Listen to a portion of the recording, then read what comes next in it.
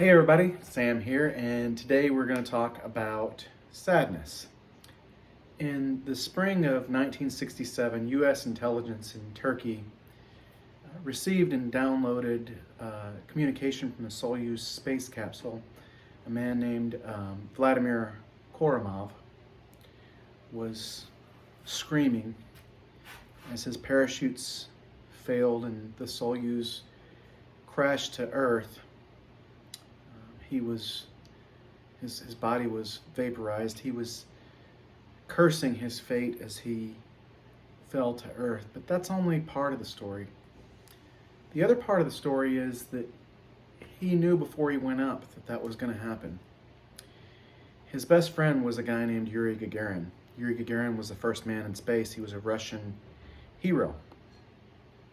And he was the second. So if Koramov had refused to go up in the Soyuz, which he knew was defective, knew would probably kill him, then it would fall to Gagarin.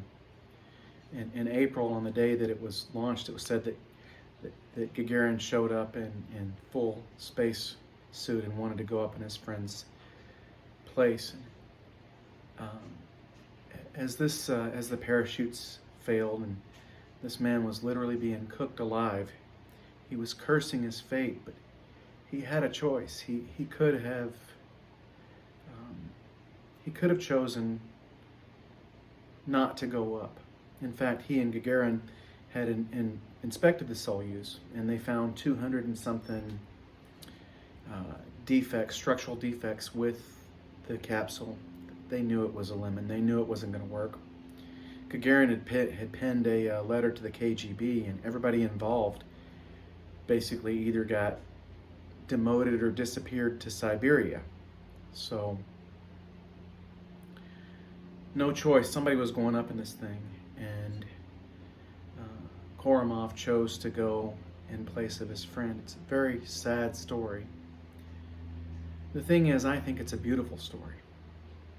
I read on the internet recently about this young guy whose father had died, and he found his Xbox in storage, and there was this racing game. When you race on the Xbox or the Nintendo or whatever, sometimes there's games that will have a ghost, and the ghost is like a translucent car, and you try and beat your time. Well, the kid discovered that his dad had played it, and there was his dad's ghost. And so he played this game over and over and over. And eventually he got to the point where he could beat his dad's time. But what he would do is he would get to the finish line and break and wait for his dad's ghost to pass him. Why do I mention these things? It's because I personally find beauty in sadness. My song, Beauty and the Sadness, is about that. It's about how a sad story can also be beautiful, and I can sometimes get trapped inside the madness. I can get trapped in a place where I really can't get out of it. I get down and get interested in the sadness. There's a line in the song, if the meds don't work, then I can't either. Because there's times where I actually can't pull myself out of the sadness. I get depressed, I get down, and there's really nothing that I can do to pull myself out of it.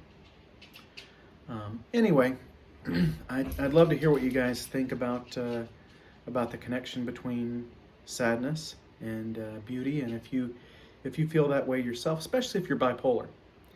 I think that's something that happens to us, is that we can get curious about our moods, right? You get depressed, you get sad, and myself, I'm bipolar 1. I tend towards the manic side, and so when I do get depressed, there's times where I really can't pull myself out of it. So the line in the song is really about me, and it's also kind of a unique song. Beauty and the Sadness was written in a way that was different than anything that I'd really ever written before. My friend Kevin Leo sent me this beautiful track, and it's just and the words were written around the tune.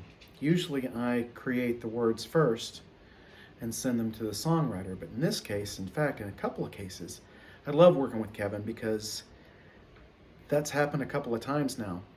Beauty and the Sadness, the song was written first.